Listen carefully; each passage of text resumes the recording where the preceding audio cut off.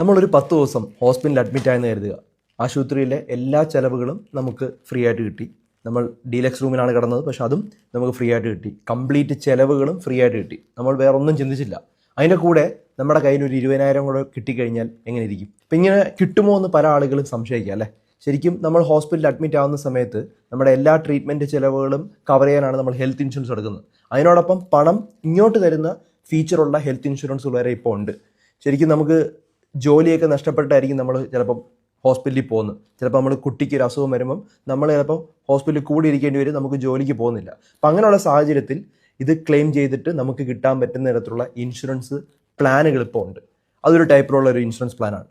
പിന്നെ രണ്ടാമതൊരു ടൈപ്പ് ഉണ്ട്. വീട്ടിലാണ് നമ്മൾ ട്രീറ്റ്മെൻറ്റ് എടുക്കാൻ ഉദ്ദേശിക്കുന്നത്, ഹോസ്പിറ്റലിൽ അഡ്മിറ്റ് ആകുന്നില്ല എങ്കിൽ പോലും നമുക്ക് ഇൻഷുറൻസ് കിട്ടുന്ന തരത്തിലുള്ള ഇൻഷുറൻസ് പ്ലാനുകളുണ്ട്.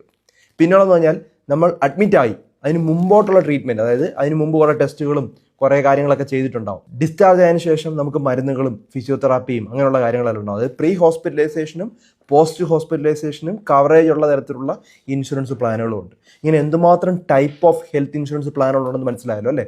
കാരണം മൾട്ടി സ്പെഷ്യാലിറ്റി ഹോസ്പിറ്റലൊക്കെ നമ്മൾ അഡ്മിറ്റ് ആയി, ഇപ്പോൾ ഒരു ICUലൊക്കെ അഡ്മിറ്റ് ആയി കഴിഞ്ഞാൽ മിക്ക കുടുംബങ്ങളും അവർക്ക് താങ്ങാനായിട്ട് പറ്റുന്നില്ല. അവർക്ക് ഈ ഒരു സാധനം ഫ്രീ ആയിട്ട് കിട്ടണമെങ്കിൽ ശരിക്കും ഇൻഷുറൻസ് ഇല്ലെങ്കിൽ വലിയ പാടാണ്. കാരണം 20 മുതൽ 30 ലക്ഷമൊക്കെ നമ്മുടെ കയ്യിൽ നിന്ന് അടയ്ക്കേണ്ട ഒരു സാഹചര്യം വന്നാൽ വലിയ ബുദ്ധിമുട്ടാണ്. അപ്പോൾ ഇത്തരത്തിൽ പല ഫീച്ചേഴ്സുള്ള ഇൻഷുറൻസുകൾ ഇപ്പോൾ ഉണ്ട്. നമ്മൾ ആക്ച്വലി ഞാൻ